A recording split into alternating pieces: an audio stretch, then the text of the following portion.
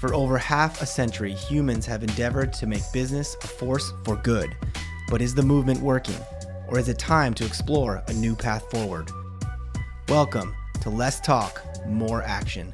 We are your hosts, Joel Caesar and Owen Barrett, experts in clean energy, net zero real estate, decarbonization, and entrepreneurship. In each episode, we ask provocative questions and share stories from the front lines of sustainability with leaders in science, tech, and business taking real action to design a cleaner, better future. Thanks for joining the conversation. Now, let's get to work. Welcome to Less Talk, More Action podcast. My name is Joel Caesar, the world's undisputed voice of building decarbonization. Joining me as always is Owen Barrett, the founder and CEO of America's fastest growing solar company. Today's guest, Darren Macri, the founder of Wythe Windows, very interesting entrepreneur, passive house nerd, which I say with all the love and respect that it deserves, and I think he would acknowledge it's with love. And building a cool product and making it New Jersey, and really fascinating show. What do you think? I mean, who would have thought Windows could be so interesting? I find it fascinating that we're getting all these, I don't know what you call them, like component people on our shows. And like, sometimes when I see the guests, I'm like, oh man, are we going to talk about Windows again? But dude, I could have talked to that guy for hours. I had so many questions that come up just from like an organic conversation with that. So I thought it was a great one, but we went deep on Windows. Yeah. And it's interesting, like when you think about the way the show and the founders and the people we speak to, there's been a ton of heat pump people, and that's cool. And there's been, I don't know, not that much solar, right? Maybe we need to get more solar battery people. Solar. We got you, batteries, of course, but like fuel cells. Have you seen Bloom? Dude, we should get Bloom on. Bloom Energy. Well, yeah, they've been around a long time. I'm sure they're having a moment. They have sucked for a long time. Yeah, and now they're like crushing. Yeah, because everyone needs power everywhere. And now this has been the second window, or maybe third window person. And like, Nate, the house whisperer, that was about insulation. I keep thinking to myself, this is a different rant. Well, who's going to create the new product for insulation? Like, it's bat, or it's blow-in, or it's spray foam. It's like, where's the Tesla of insulation? Maybe that's what I'm going to work on. Maybe that's going to be my thing. Yeah. I don't know what it is. I like it. But yeah, we got to keep building the whole house here at Let's Talk More Action. Yeah. Oh. Well, that was fun. But before we get into all that with Darren, let's jump into a bit. I'm going to call it Joel and Owen are the old guys yelling for people to get off their lawn, because we're going to be sort of anti-technology here.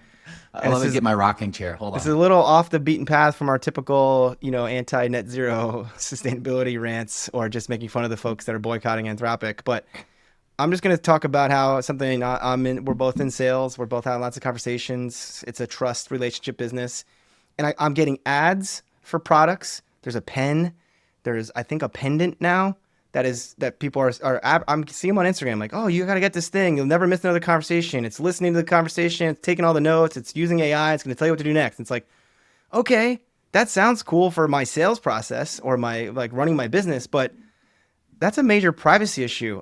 If I find out someone is using a pen to record our conversation and I didn't know about it, I'm done with that person. So I know, you and I are big fans of the All In podcast, and Jay Cal's brought this up before, even though then he's sort of a supporter of it because he's always all about the glasses. But I don't know. I feel like this is going too far, right? We can't just let everyone record every conversation without telling people they're being recorded. No, I mean, I'd even go a step further. Like, I always reject AI note takers in my meetings.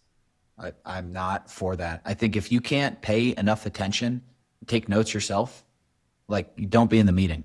I don't like this just like new standard of everybody having an AI note taker. I'm convinced nobody looks at the notes after the meetings happen. So it's just this like running log of things that we're talking about. And I don't like it. I don't like the pendants. I don't like the glasses. I don't like any of it. Yeah, I'm with you. I mean, like I'm on the sales side now, but I've been an owner. I've been sold to. If I was at Google and I found out later someone who was pitching me their product or solution was recording me without me knowing, I'm done with them. Like I don't care if it's the best thing I ever saw. Like, I'm not working with you. That's not cool. Yeah. Wait, and I don't like. Just what a bunch of dorks. Yeah.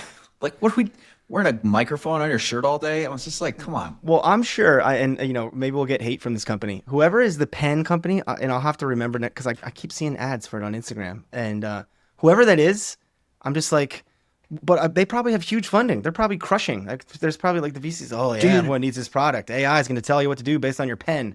we should have a recurring bit of just companies that we hate. All right, well, Because I've got some good ones. that's a good segue into our conversation with Darren. Darren, we do not hate your company. Wythe Windows sounds awesome. We're supporters. Passive House, all good stuff. And stay tuned for more of Owen and Joel being the old guys yelling for people to get off their lawn. And with that, let's jump into the conversation with Darren Macri.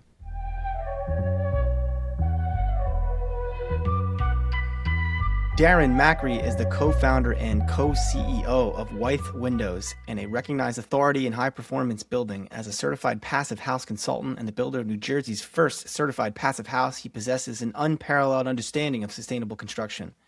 A dedicated member of the passive house community, Darren currently serves on the board of the Passive House Network as its president. He is also a respected educator, having taught classes and presented at numerous conferences across North America on passive house principles and advanced window science. His expertise and vision are at the core of Wythe Windows, where an automated production line delivers high-quality, affordable tilt-turn windows with industry-leading turnaround times. The company's commitment to efficiency and accessibility makes its products ideal for a range of projects, from custom builds to large-scale affordable housing initiatives. Wythe Windows ships and services clients coast to coast, providing a new standard in high-performance fenestration. Darren resides in Ramsey, New Jersey, and his passive house with his family. So, Darren, welcome to Let's Talk More Action. Thank you so much for having me, Joel. Thank you, Owen. It's a pleasure to be with you both. Cool to have someone, fellow Northeastern person here on the line. And man, I've dabbled a little bit in passive house over my career, but never with the level of expertise we got here. So lots to discuss. But Darren, we always start our guests off with the same first question: how are you taking action to make the world a better place? I love that question because, every day I'm telling either the guys here at the factory or even my own kids, I say to them, what is the best thing you could be doing right now? And when you ask yourself that, you keep arriving and taking action on and moving things forward in a positive way. And that's kind of all I try to do with everything I do. I discovered Passive House, and once you see it, you can't unsee it.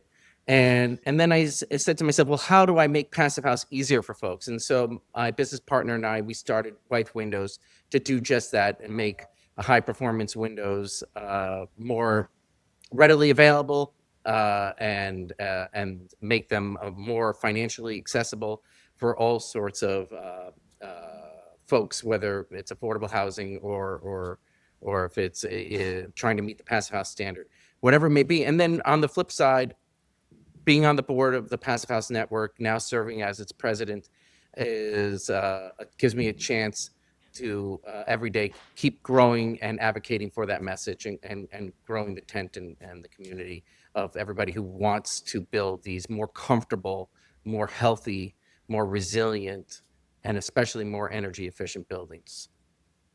Well, that's a pretty good answer. Darren, I built a house in Utah about a year ago, and the contractor did an extremely shitty job on insulation, and it pains me every day. Then since then we've had the House Whisperer on the podcast. I can't remember his real name, but we're just gonna call him the House Whisperer. Nate Adams, Nate. friend of the show. Yep. Yeah. So I mean, when people think about houses and insulations, envelope, windows, like, are all parts equal? Are windows more important than insulation or air sealing? Like, how do you think about windows as part of the envelope and insulation sort of equation? Well, I mean, let's think about that in a few ways, because if you're building a new house, then we could talk about the levels of importance. But if you have a renovation and you're touching your existing home, then whatever you're touching, do that in the best way possible. So if it's right now, it's time to replace the windows, then get the best windows you can, like a tilt-turn window that's triple pane. Tilt-turn has more locking points all around the frame and the sash. It has more gasketing, It allows for a true triple pane to give you that best thermal performance. What But is maybe now's tilt not turn? the time. What's Okay, tilt so turn mean? Yeah, let's talk tilt turn. I was gonna ask the same Okay. question. Sorry to interrupt you. No, We not got at a all. couple So, window novices over here. absolutely. Yeah, no, I'm sorry to assume. Okay, so if we're looking at our regular American window, it slides up and down, and it's maybe got one locking point in there, maybe two if it's wide, and that is just it is inefficient by design. Those should be made illegal. We only have them because it has some emotional effect on us. Oh, well, that's the kind of windows that my parents had, and that's the kind of windows my grandparents had. So those are the kind of windows I should have. No, there are better windows out there. And then there's casement windows, a marginal improvement to your American sliding double hung or single hung window. Why is it better? Well, it has less frame area, but it still has only one or two locking points, and it swings out with a crank. You crank it and it swings out, and now the sash is exposed to the elements. If it gets rained on, that's no good. If it's expanding, contracting in the heat, and then in the cold, and so then now you crank it back in, and all the tension's at the bottom, and it's not making a good seal at the top, and it's all wiggly waggly up there, and air and water's leaking in. So there are better windows, European style tilt turn windows. They've been making them in Europe. It's since the 1930s. It's the most popular window style around the world. And what is it? It is well, I've got a sample here. All Look at that. Now we're Demoing talking. the product on the show. So it turns in like this. So if this is the outside, it would turn in like this for easy cleaning and bulk ventilation. But most of the time you would use it in tilt mode, where it would tilt forward like this. So let's just imagine it's like this. It would tilt, then it would just tilt in like that. It comes And- into the house or tilts out? Yes, it tilts in. Tilts And so, in. like, if it's raining, Interesting. it hits the glass, and then it rolls down, and then it would just roll out, and then Ah. the water would go out the weep holes at the bottom there. So I it like tilts it. in, turns in, and And you're why saying is that? that's more prominent in Europe, that kind of window? Absolutely, yeah. That's basically the only window you see in Europe, unless you go to England, which is very similar design, but it swings out. But, Now, my understanding of Western- windows is because they're so poorly insulative, we like inversed the R value to confuse people. Is that true? Yeah, who was on? That was the guy that did the Empire State Building was telling us about Yeah. all that. Yeah. we So- do that. Yeah. How do these rank compared to your standard? I think I have the double pane. I'm looking at my windows right now. Double pane slide up and down. Like, what are we talking in terms of efficiency gains or insulation gains? I mean, it's an insane improvement. I was just talking to a client earlier today who's doing an affordable housing project, and their basis of design is a window with a U value of 0.47, which is not very good. And What is and good? One is good? well, one is fantastic. That would be our That's passive not how brick it's wall. window. Zero, Yeah. 0.1 rather. Not 1, but 0.1 is good. 0.1 is good. BTUs, 0.1 BTUs per hour foot squared Fahrenheit. But okay, so forget about the numbers. How is it? So if you were to cut your window that you have next to you in half, you wouldn't see all this frame area here. Why do you want this frame area? Well, all these little honeycombs here are making it thermally resistant. And so all these little honeycombs, you have 6 thermal chambers. 1, 2, 3, 4, 5, and 6. So that's 6 layers of thermal resistance. Just like when you're putting insulation on your wall, the thicker the insulation, the better it insulates. Same thing here. We got a nice beefy profile that's going to give you great thermal insulation. But that also allows us to put in multiple gasketing. So you have one gasket here, another gasket here, another gasket here. So it's super airtight. And so we were talking, just to get back to your original question, what is the thing that you would say is the most important? You think a window guy would say windows, right? Windows are important, one of the 5 most important things, but airtightness is the most important, and windows play a role in that. The window is the one component that makes up every layer of your building envelope. And so you have your structural layer, you have your water tightness, you have your air tightness. And so our major responsibility as builders is to make something that's, going to shed water, going to keep you protected from the elements. After that, then we have to, obviously, in something that's structurally sound. Those are our major responsibilities. Okay, we figured that out, over the last 1,000 years. Now, what we have to is also make it that it's comfortable and healthy to be in, and airtightness is key to that. We want to make the building airtight so that we can control the air that's going in and control the air that's going out, and that helps us control our losses for the energy that we put into the air as well. So we make it super airtight. So if you were to do a blower door test on a typical home, you'd be lucky, one of these existing homes, you'd be lucky to maybe even pressurize the house enough to do the test, let alone get a number. But let's say it was at 5-8 air changes per hour. Well, that'd be pretty good. I mean, a few years ago, code was 5 air changes per hour. Now, in many jurisdictions, it's 3. A passive house leaks at 0.6 air changes per hour. So exponentially more airtight. Well, then builders say to me, oh, well, people need to breathe in a home. If you make it airtight, they can't breathe. Well, sure, they need to breathe. The house needs to breathe, but we need to control the air that's coming in. So we bring in mechanical fresh air through mechanical ventilation, and then we extract the stale air through mechanical ventilation. So balanced ventilation. So we're not letting pressure differentials drive how much air is coming into the house, whether it's exfiltrating or infiltrating the house. And then we don't just dump that air out. We actually capture that energy that's on that stream going out, and it transfers itself passively. So if it's 0 degrees outside and it's 68 degrees inside the house, we can recover 90% of that energy. Is that like a requirement to be considered a passive house? There's this heat exchange happening? Great question. Yes. So we have 5 requirements that make up the 5 basic principles of passive house. And we've talked about several of them already. Airtightness, mechanical ventilation, so balanced mechanical ventilation with heat recovery, high-performing windows like the ones we make here in Ramsey, New Jersey, and climate-appropriate insulation. So like Owen's house in Utah, I mean, it gets pretty cold there. I'd love to ski up into Utah, fabulous. If you don't have enough insulation, you're not going to be comfortable in that house. And then that brings me to principle number 4. If they insulated only the stud bays of that house and they didn't use exterior insulation, that you would have thermal bridges, and that's principle. I think principle number 4 or 5. I think that's 5. That would be 5. Yeah, I think 4 was climate appropriate. Yeah. Yes, thank you.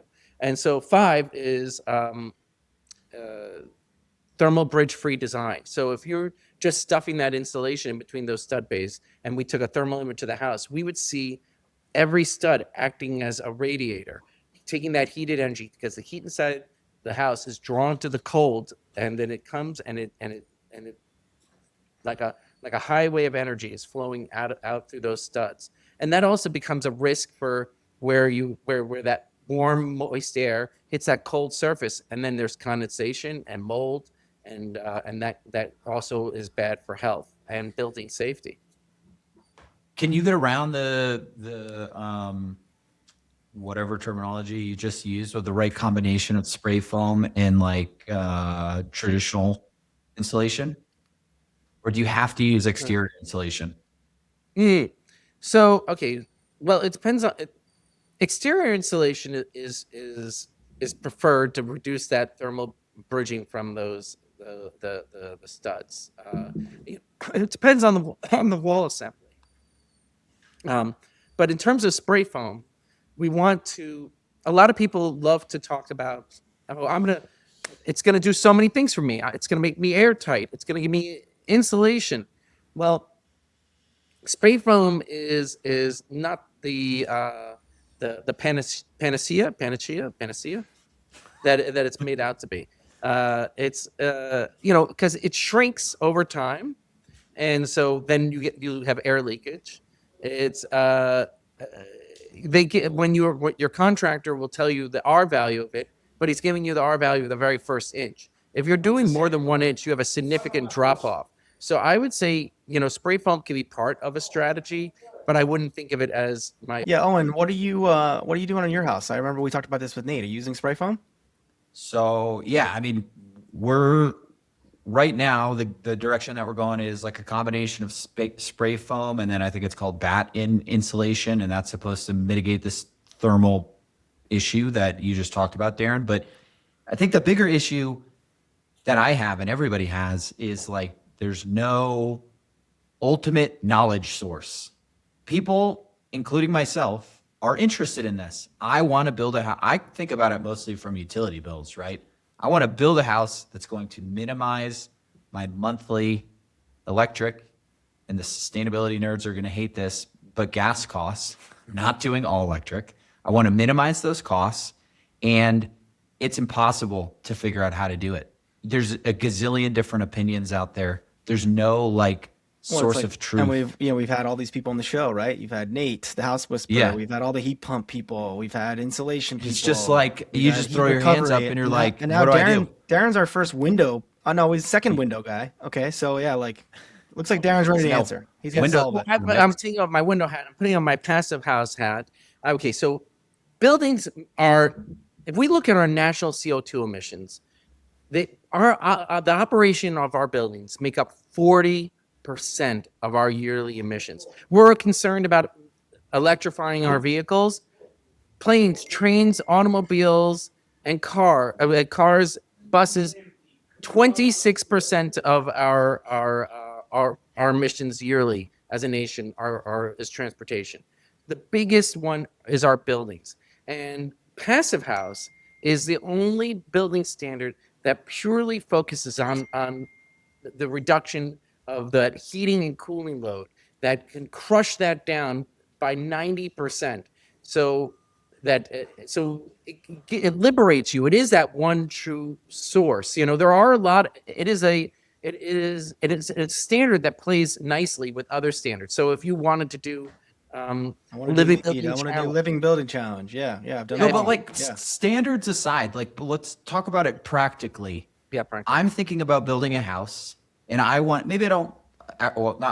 don't care if it's a passive house. I don't care if it's certified. Doesn't matter to me. But I would like it as close to passive house standards as my budget will allow. Yeah. So Darren, how do I do that as someone that is, in the top 0.1% knowledge of sustainability and building science? It's still a shit show for me to try and unpack all the things that you should be doing. How do you guys expect regular people to go about this lift? I'll just add before he answers too. And Darren, I feel like I know how you're gonna answer, and you even said it yourself during your first answer. Passive house people, once they see it, they can't unsee it. So I've been in green building for 20 years. I've worn all the hats. I've been a lead guy. I've been a living building challenge guy. Now Owen and I focus a lot on retrofits. It's like every time you meet someone who's a passive house person who's all in like you are, they're just there's no other answer. This is the thing. No, I get that it's. You can see him nodding his head. Let's have him answer it. How do we do it, Darren? Bring it to the masses.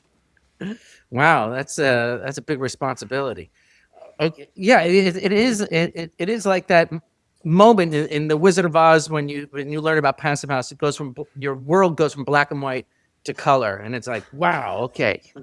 And once you learn about thermal bridges, it's like you walk around and all you do is see thermal bridges everywhere. You can't unsee them. So I would love for you to see that too. So now, if you can implement, and I don't want you to be afraid and think passive house has to cost more. It doesn't have to cost more. We've done studies. We see over hundreds and hundreds of projects through the Pennsylvania Housing Authority. They put out this study where they study projects that they had helped fund which were being built to standard construction or the passive house standard, and there were passive houses that cost a lot more. On the new construction versus code compliant, because I mean Yes. that's what I was going to say. It's like your window that you're showing, and for Yeah. the audience who won't watch the video, he was showing a cross section of his product, and it's like it looks impressive, it looks sturdy, it's got the features you described that make it so effective. But to me, I was like, that looks expensive. Yeah. And then like just the external insulation on top of Owen's house, like that's okay. That's another thing he didn't have to do for code compliance. So like, how is it not more expensive? I get you're going to say, even if it is, the utility savings are going to pay for themselves, and I'm sure that's true. But like, That's not how anyone thinks about as building we a all house, know, though. the average homeowner just very well focused on that first price. Yes. And I mean, and there's so many other things that we should be thinking about in terms of price, and I want to make that argument too. I mean, in terms of health and comfort, and obviously, like you mentioned, the long-term maintenance costs, but Health, comfort, and I'll even throw you another bone here because I was doing some research on you guys beforehand. I know there's this study of what you did for some housing that's near the Bronx Expressway, and how noise pollution is also such a issue for our health. So yeah, totally get all that, right? You know, there's all these benefits that we need to acknowledge. yeah. Well, in terms of the windows, our windows are very affordable. How do we do that? We've leveraged automation here in our factory. We have 4 production lines fully automated. So that allows us to have, we make custom windows. Makes no difference to us whether you want 1,000 windows, 1 millimeter different or not. Our factory is fully automated, and we sell direct. So that also helps us pass along a lot of savings to our. Yeah, Darren, I have. You're walking into the wolf's den, Darren. Yeah, me and Joel like to use this. I'm on Long Island, so not too far from you. Similar climate. I'm in a house built in 1955. You guys, Owen's making fun of his windows. You don't even see mine. Like mine might as well be an open space right in front of me. So like, yeah, I can drive to New Jersey location, pick up so I'm gonna cut out all the middlemen. I don't need people to ship to me. I don't need any middlemen salespeople. You're going direct to consumer. I'll drive to Ramsey, New Jersey, and pick mine up. As But well, Darren, you do ship nationwide as well, right? we ship nationwide, coast to coast. We have installs in Seattle, Southern California, Maine, Florida, everywhere in between. Even to that point, I mean, I know we want to talk so much about how cool the product is and how you're saving everyone energy and making everything comfortable, but like, you know, there's seemingly a pretty well capitalized company. You're building stuff in New Jersey. You must have investors, people that care, people that are betting on you to succeed. Is anyone like, hey, maybe we shouldn't build these in New Jersey where everything's more expensive, labor's expensive, taxes are expensive? Like, we appreciate, right? Especially being someone from the Northeast, you're building stuff here, but how difficult is that conversation? Well, you know, the funny thing is that my partner and I bootstrapped this thing. We started out. I built my passive house, and when I built my passive house, I had to bring these windows in from Europe. And when they came, it took them 16 weeks. Parts were missing. A door was swinging the wrong way. I had to wait another 16 weeks for all that to be figured out. And at the same time, I met my business partner, and we were like, this is ridiculous. How do we expect more people to be doing this type of construction to even want to even have a better window if they can't be getting the product here in the US? And so we started with a very small semi-automated line 10 years ago, and we grew organically. And because of I was in the passive house community, people were very excited to support what we were doing, and we grew, and we just kept reinvesting in our production, and because we were growing it from nothing, it gave us the power to The freedom to make decisions like this. Yeah, you're yeah, right. to say, okay, well, what's the best way to build this factory? What's the best way? What are the best machines we can get, and the automation that we can leverage to get this going from the ground up? And then and also in terms of the product itself, you know, I could have chosen a wood window. Wood windows are beautiful. And speaking of Living Building Challenge, they like windows that are made from wood because of the red list and whatever composites you're required to use for your window, right? I'm sure that's an issue I got with the Living Building Challenge. I love the Living Building Challenge. I was part of one that was built in Santa Monica, but like, you know, the dogmatic restriction of materials, while well-intentioned, I think does lead to less of those projects happening. Darren, do your windows have to be? Oh, sorry. Do they have to be framed in different because of the different what did you call How it? thick they are? Yeah. Yeah. Well, the thickness fits into a natural 2x4 wall, so it really will fit into any wall. But you're right, in terms of the American system, they're used to having flanges on the window. We can put flanges on the window, but I think typically you don't really want to have flanges on these windows, because when you're installing our window, the best way, we talked about exterior insulation, the best way is to actually push the window out onto that exterior insulation layer, because as I was saying earlier, the window is part of your insulation layer. So you want to keep that insulation continuous. So keep this window in line with insulation, reduces the side. What is the flange? Should I know that? Owen, do you know what that means? Not a clue. I didn't want to ask because I didn't want to sound dumb. It's okay. We're here to be the dumb podcast, so it's to ask the question everyone's thinking. So let's hear it, Darren. What's the flange? I'm sorry. Wow. Yeah, you're absolutely right. So, okay, flanges. So, and and it's good that you don't know where flanges are, because I hate them. But no, they're just a piece that goes on the window that then lines up with your sheathing, and they call it a nailing flange, that because then the carpenters push the window in from the outside and they nail it into place. But So it's what just for happens- constructability mainly? So it sits in the right place relative to like so it's flush with exterior. I would put quotes around the word "right." It sits really in the most convenient place. Yeah. Thermally speaking, it's the wrong place. Water drainage speaking, I could call that the right place. So it's really good for flashing. However, with a little bit of more effort, you get a better detail thermally, and you can, not have with good tapes and good detailing, a little bit. You can also flash it better by putting it out on the insulation layer. But yeah, it makes the flashing of the window easier for your average carpenter. So if I'm Wait, about wait, to embark, wait. Oh. You keep going down rabbit holes. I got. There's lots to cover yeah, here with them. Sorry. It's Let's, all right. We'll move get on. back to you if you need it. But I'm there's available for another session. yeah, we'll bring you back. Actually, this is great because there's two questions that I want to ask you, and we don't have much time. One being retrofits, because I'm again doing some research. Like this, it sounds great. New construction, even building no one's house, you can put these in, and you make sure the builders know what they're doing. And it's my understanding that's how passive house is a lot easier when it's new construction, right? It's harder to retrofit, but looks like you guys are also thinking about retrofits. So let's talk retrofits. And then I want to get back to just your story about starting the company. So I don't have much time, but let's tell us how and why you're thinking about retrofits. I mean, I mentioned earlier, Owen and I both are very much in the world of like decarbonizing existing buildings right now. That's what the show has been a lot about. Yeah. It's the harder part of green building, right? Anyone can build a new building to pass it. Not anyone, but it's a little easier. But retrofitting, especially putting new windows in and making sure that's all the thermal bridging is addressed. So like, tell us how you're addressing the retrofit problem. I can't agree more with you, Joel. Is that there are a lot more old buildings out there than there are going to be new ones, and we have to address those. And so, actually, in my role of being on the board of the Passive House Network, I was invited by NYSERDA to go study the EnergieSprong movement in the Netherlands. And what they were doing out there was really inspiring to us. And they are Heard about this before, that term, the EnergieSprong. Keep going. Sorry. Yeah, they're developing these panels. So imagine they go to these social houses and they say, "Hey, listen, at no cost to you, because we're going to reduce your energy cost, but right now you're paying X for energy every month.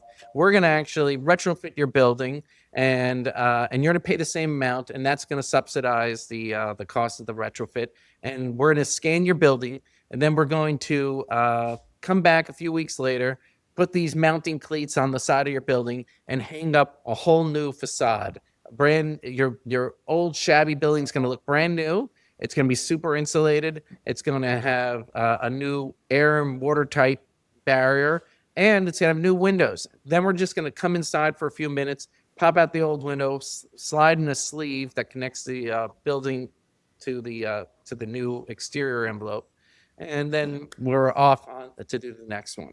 And while that system was working great and the principle is outstanding, in the U.S. we have much taller buildings than they have in the Netherlands, and we have a much wider typology. And so I set out on a journey to see how can we be inspired by what they were doing there, but make it fit our building typology better here in the US. And so also through NYSERDA, we were generously funded with some grants to do just that. And we're on our third iteration of that panel, going to make a fourth one this summer and bring it for testing, hopefully to bring it to market at the end of this year. And Very impressive. Yeah, now I'm remembering the EnergieSprong program here in the Netherlands, and it's that term EnergieSprong is Dutch for energy leap, and this idea that you can these mass renovations. It's awesome. Well, very cool stuff, Darren. And like we said, like we both alluded to here, we talk about on the show, we like to bring on founders, CEOs like yourself who are building these companies to address the challenges we talk about on the show: energy affordability, decarbonization, climate, net zero. And we want to continue to celebrate these stories, your story as a founder, but we'd love to have you back. Like it's something we want to start to do more of is like, okay, we talked to this guy, Darren, a year ago, and he was about to kick off the EnergieSprong collaboration with NYSERDA. How's it going? How do we continue to amplify it? So since we're a little short on time, let's table that and talk about that on the next episode. And I guess I'll ask you to wrap us up here sort of abruptly, but we like to we bookend our shows with the same question. So we like to end it on hope and optimism. Especially in the environmental movement. You had mentioned earlier, buildings 40% of emissions, and a lot of folks thinking we're going the wrong direction on the environmental movement. But we like to focus here, especially at the end of the show. What are people doing right? What's the good news? So Darren, tell us what gives you hope for the future. I mean, and you set it up perfectly. There's so many reasons to be negative and to be thinking about, this or that, and we're moving in the wrong direction. It's good to focus on problems. It's good to acknowledge them, but you can't focus on them so hard that it leads to despair or inaction. Yeah. And I see if we live at really the best time, not just in recent memory, in all of humanity, we live in the best time. So that's just one thing. We as individuals have the capacity, to make a difference in the things that we care about. Look at me. I'm nothing. I'm no one special. I just saw a problem, and I said, we need to make these windows here in the U.S. And my partner and I, we got together, we put our head down, and we weren't born with a factory. We weren't window manufacturers. We weren't in the industry. So we made our lessons every single day. We made mistakes. We figured out how to make them right. We learned from them, and we went on to the next thing. And you just keep on doing that, and you keep getting better and better every day, and you can make a change. And we need people to do that. We need to do it all across every sector and what we're doing. If we're talking about the environmental scene, it's not going to be just passive house. It's not going to just be automobiles. It's not going to just be nuclear energy. It's not going to just be, organic farming. It's going to be all of us doing the things that we care about. Find the thing you care about and go at it. Amen. What a way to end it. Yeah. It's everything, Darren. I don't know if you're a fan of the show, but that you just encapsulated what we really try to celebrate here. So good note to end on, Darren. We've really appreciated having you. It's a fascinating company, really inspiring story, the way you just articulated there at the end. So as we wrap up, let's plug. What people go to Wythe Windows, the website, they follow you on LinkedIn. What's the best way to follow along? I think all those things. Yeah. Wythe Windows website, and then our YouTube page. We have a lot of fun videos on there showing not only just windows, but a lot of products that we're fans of, and a lot of like little documentaries of projects that we were on. And so those are the YouTube page. But I'd love to invite you guys out to tour the factory, and any of your listeners, come on out, tour the factory. I'm gonna do that. You're gonna get a follow-up from me that I want some free windows, because then I'm gonna show them on my house, and I'm gonna tell everyone how great they are, and I'm gonna go pick them up in New Jersey, and it's gonna be a great story. We'll add it to your YouTube channel. Come make them yourself. Well, Darren, thank you so much. Thanks for being here. Owen, thank you as always. Thank you to our audience. You can find Owen and I on LinkedIn, usually actively antagonizing the more talk, more complaining sustainability crowd. You can find this podcast and more great content at lesstalkmoreaction.com. If you like the podcast, please subscribe and like and share with your friends. And until next time, we encourage you to ask yourself, what are you doing to take action to make the world a better place?